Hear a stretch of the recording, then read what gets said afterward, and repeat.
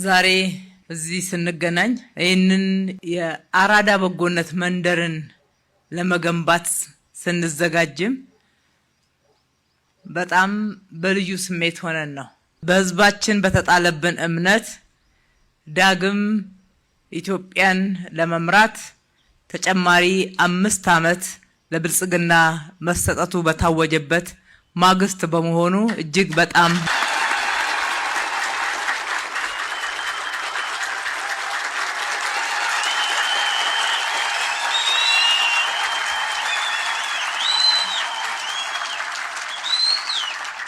ህዝባችን የጣለብንን እምነት የሰጠንን ድምጽ የቃል ኪዳን ውል አርገን እንወስደዋለን። ይህንን እምነት ገንብተን ለህዝባችን የኑሮ መሻሻል፣ የኑሮ ጫና መቀነስ፣ የአኗኗር መዘመን አርገን እንደምንከፍለው ቃል እንገባለን።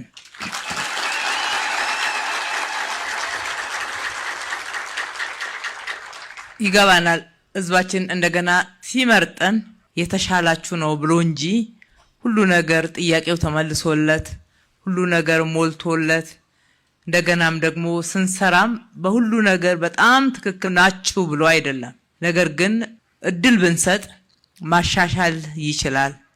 እድል ብንሰጥ አንዳንድ ክፍተቶችን ማረም የሚችለው ያው ብልጽግና ነው። እድል ብንሰጥ ጥያቄዎቻችንን ለመመለስ ተጨማሪ ጊዜ ያገኛል። እድል ብንሰጥ በተሻለ ሁኔታ ያገለግለናል የሚል ኃላፊነት እንደሆነ ይገባናል። ይህንን ኃላፊነት በቅንነት፣ በታማኝነት፣ በታላቅ አክብሮት በተግባር ላይ ለማዋል እናንተን ይዘን እናንተን አስተባብረን እንደወትሯችን እጅ ለእጅ ተያይዘን እንደምንሰራ ለእናንተ ዳግም የምናረጋግጥበት ቀን ነው። ስለዚህ ይሄንን የአራዳ በጎነት መንደር እጅግ ልዩና ታሪካዊ የሚያደርገው ይሄ ሁነት ነው። ድምጽ አግኝተን መልሰን ትልቅ ኃላፊነትን ለመረከብ የምንዘጋጅበት በትልቅ ትጋት የበለጠ ለመወጣት የበለጠ እንቅልፍ የምናጣበት እንጂ ተመረጥን ብለን የምንኩራራበት ምክንያቶች የሉንም። ምክንያቶቻችን ሀገርን ማገልገል ነው። ምክንያቶቻችን ኢትዮጵያን መለወጥ ነው። ምክንያቶቻችን ሀገርን መገንባት ነው። ዋናው የምንፈልግበት የህዝብን ድምጽ ሀገራችን ከድህነት ትወጣ ዘንድ የጀመርነውን ልማት ማስቀጠል ነው። ሰላምን ዘላቂ ማድረግ ነው። ህዝባችን የተጠማውን ዲሞክራሲ መገንባት ነው። አዲስ አበባ ልዩ የሚያደርገው እንግዲህ 12 የፖለቲካ ፓርቲዎችን የሚወክል ምክር ቤት እየሆነ ነው። የአዲስ አበባ ምክር ቤት በታሪካችን የመጀመሪያ ነው። የህዝባችን ፍትሃዊ ዳኝነትም የታየበት ነው። አንድ የግል ተወዳዳሪን ጨምሮ ከ13 ያላነሰ የተለያዩ አመለካከቶች በአንድ ምክር ቤት ውስጥ የሚደመጡበት ምዕራፍ ላይ ተላልፈናል ማለት ነው። ይሄም የጋራ ታሪካችን ነውና ሁላችንንም ለዚህ ታሪካዊ ምዕራፍ ስለበቃን ዳግም እንኳን ደስ ያለ ማለት እወዳለሁ። የአራዳ በጎነት መንደርን የምንገነባው በተለምዶ አጠራሩ ገዳም ሰፈር ተብሎ የሚጠራ ይህንን አካባቢ መልሶ በማልማት ነው። ምን ገነባው በዚህ ስፍራ ላይ በመጀመሪያ ዙር 8 የመኖሪያ ህንጻዎች G+8 ወይም ደግሞ በ9 ወለሎች የሚገነባ ነው። እሱ እንደተጠበቀ ሆኖ ተጨማሪ እዚህ አካባቢ ቢዝነስ ስላለ 2 ተጨማሪ G+4 የገበያ ማዕከላትን እንገነባለን። ይሄ የመጀመሪያ ምዕራፍ ነው። ይሄ የመጀመሪያው ምዕራፍ ነው የሚሆነው። ከዚህ በላይ ካልገነባን በስተቀር ይሄ አካባቢ ሙሉ ለሙሉ ሊዘምን ሊቀየር አይችልም። እዚሁ ከንቲባ ጽሕፈት ቤት ጎረቤት ሆኖ እንዲህ በመታዩት ሁኔታ ጎስቁሎ ለመኖር ምቹ ባልሆነ ለመውጣት ለመግባት እጅግ አስቸጋሪ በሆነ እጅግ በጣም የዘመሙ ጎጆዎች የሚታዩበት የወዳደቁ የቀበሌ ቤቶችም እንዲሁም የግል ቤቶችም ቢሆኑ አካባቢውንም ሆነ ከተማዋን የማይመጥኑ ሆነው አርጅተው ዘመናቸውን ጨርሰው መልሰን እንድንገነባቸው ጥሪ ሲያደርጉ ከቆዩ ከርመዋል ማለት ነው። መመልከት ለሚችል አይን ይሄ ሰፈር መቀየር ያለበት ዘገየ ካልተባለ በስተቀር በፍጥነት መቀየር እንዳለበት ሁሉንም የሚያስማማ ነው። በጣም ልዩ የሚያደርገው ደግሞ የሚገኘው አራዳ ላይ ነው። የከተማው ዋና እምብርትና ከተማዋ የተቆረቆረችበት አካባቢ። በሌላ በኩል ደግሞ እዚህ በጣም በርካታ ታሪካዊ ቅርሶቻችን የሚገኙበት፣ የድል ሐውልቶች የሚገኙበት፣ አድዋን፣ መዘጋጃ ቤትን፣ ሌሎችም ትልልቅ ሐውልቶችን ከቦ የሚገኝ አካባቢ ነው። ብዙ ቱሪስቶች የሚመጡበት፣ ገመናችን ደግሞ በሌላ በኩል እዚህ የሚታይበት ሁኔታ ደስ የማይልበት ነውና ቶሎ ብሎ ይሄንን መቀየር ያስፈልጋል። ከማንም በላይ ግን የምንሰራው መጀመሪያ ላይ እንዳልኩት ለህዝባችን ምቹ የመኖሪያ አካባቢን፣ ምቹ የመኖሪያ ቤትን፣ ዘመናዊ አኗኗርን፣ ኑሮና አኗኗሩን ማዘመን ማሻሻልን መሰረት አድርገን ነው አዲስ አበባን ለነዋሪዎቿ ምቹ እናረጋታለን ስንል የሚሰራውና ዋናው መሰረታዊ ጉዳይ ይሄ ነው። ከመኖሪያ ቤት ይጀምራል፣ ከመኖሪያ አካባቢ ይጀምራል፣ ከዛ ወደ ዋናው ከተማ ይዘልቃል ማለት ነው።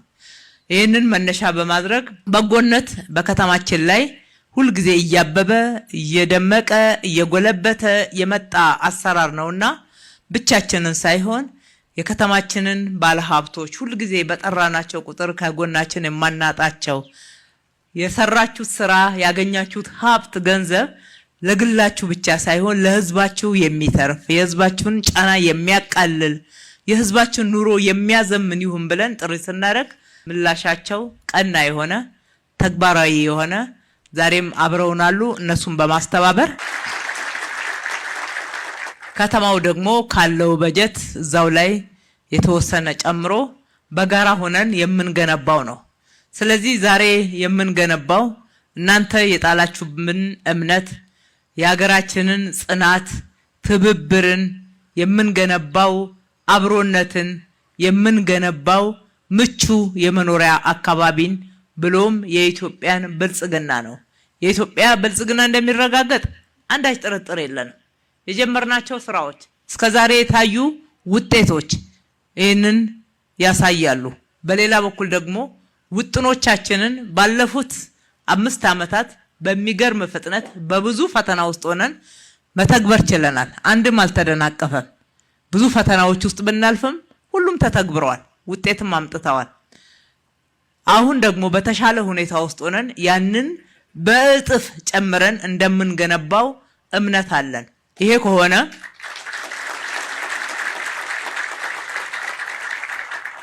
እስከሆነ ድረስ ኢትዮጵያ እንዳትበለጽግ የሚያደርጋት ምንም ነገር የለም። ውድ ኢትዮጵያውያን፣ የከተማችን ነዋሪዎች ሁላችንም ማወቅ ያለብን የኢትዮጵያውያን እጣ ፈንታ የተጋመደ ነው። ኢትዮጵያ ከበለጸገች ሁላችንም በጋራ የምንበለጽግበት፣ ኢትዮጵያ ደግሞ ከጎሰቆለች ሁላችንም የሚጎልብንና ጉስቁልና የሚያገኘን መሆኑን ነው። እዛም እዚህም አላስፈላጊ ጊዜን የሚያባክኑ አቅም የሚያባክኑ አላስፈላጊ ዋጋ የሚያስከፍሉትን ጉዳዮች ይበቃል መተው ነው።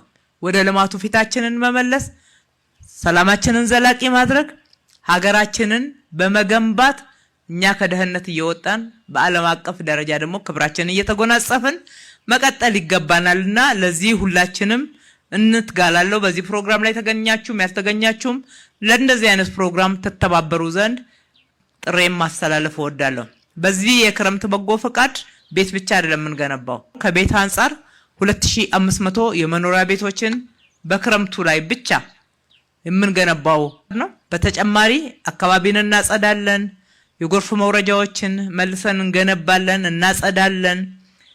ደም ልገሳዎች አሉ። ለነዋሪዎቻችን በተለይ ለአቅመ ደካሞች ምንም ገቢ ለሌላቸው ማዕድ እናካፍላለን። ቤታቸውን ጓዳቸውን እንጎበኛለን። የክረምቱ አጠቃላይ ጫና እንዳያገኛቸውና ብዙ ጫና እንዳይፈጥርባቸው ድጋፎችን እናደርጋለን። በየአካባቢው ያሉትን እንደ ትላንትና የጀመርነውን የአረንጓዴ ልማት እናስቀጥላለን።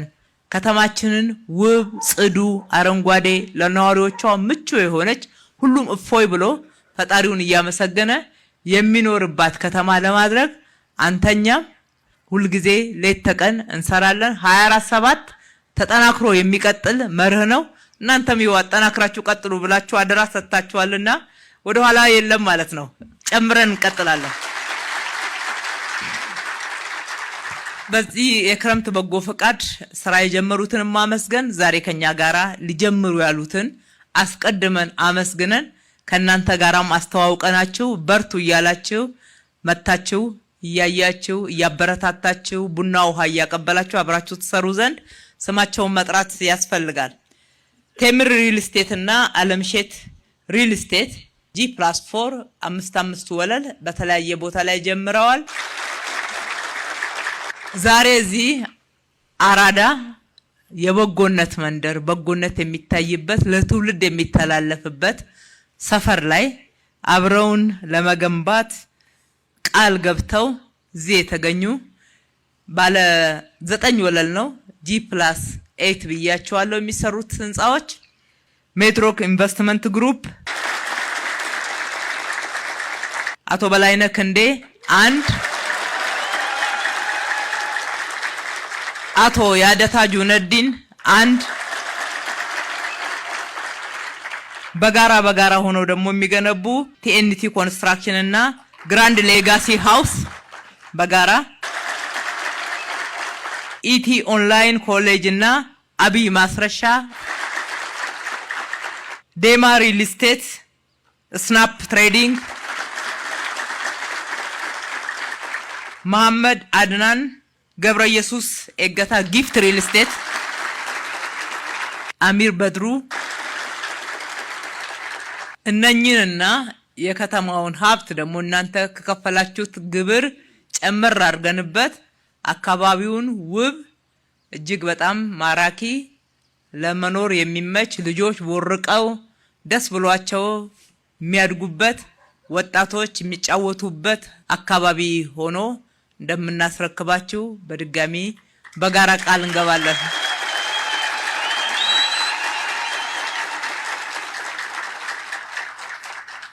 እንበርታ። ክረምት በጎ ፈቃድ አገልግሎት በዚህ ብቻ የሚገለጥ አይደለም። አካባቢያችሁን አጽዱ። አካባቢያችሁን ከጎርፍ ከቆሻሻ ከማንኛውም የተለያየ ንጽህናንና የእናንተን አኗኗር ከሚያጓድሉ ጉዳዮችና ከሚጎዳችሁ ጉዳዮች እንዲጸዳ ማድረግ ላይ የማንም አስተባባሪነት አያስፈልግም። ለእናንተ ደግሞ የምንሰጠው ኃላፊነት ይሄ ነው። ስራውን ስንሰራ ቶሎ እዚህ እንገናኛለን ማለት ነው። መልካም ቀን።